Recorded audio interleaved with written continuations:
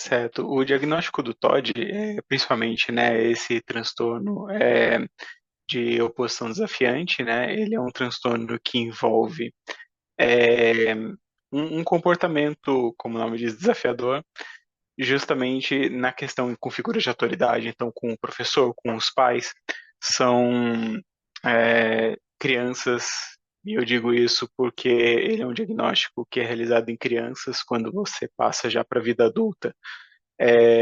O diagnóstico já seria diferente, né?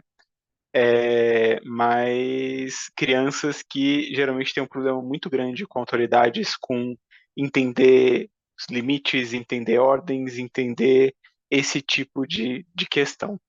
Principalmente, né, uma das ferramentas que a gente usa são muito conversar com a escola, aplicar alguns questionários também para os professores, né, não só com os pais. Isso eu digo que é inclusive fundamental para qualquer avaliação neuropsicológica de crianças, não ter contato só com a família, mas ter com a escola também.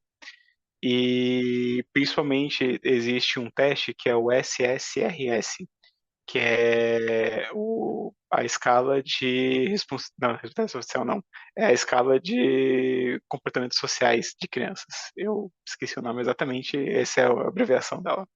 Mas tem uma parte interessante desse teste que ele fala sobre problemas de comportamento, principalmente na questão de como que a criança se comporta tanto no dentro do ambiente de casa, fora do ambiente de casa. Ele é um questionário que você pode aplicar tanto com a criança, quanto com os pais, quanto com os professores, e geralmente, quando você vai aplicar dar esse diagnóstico, né?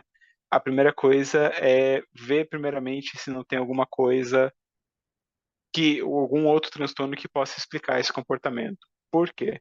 Porque você pega, por exemplo, o transtorno de déficit de atenção e hiperatividade, muitas vezes a criança ela pode apresentar, em situações que sejam mais monótonas, comportamentos de desafiar, comportamento de não obedecer, comportamento de confrontar, como, por exemplo, uma sala de aula, alguma coisa assim. Não quer dizer que ela tenha os dois. Pode ser que ela não esteja sendo propriamente estimulada, pode ser que ela esteja achando tudo muito chato e quer sair dali de qualquer jeito.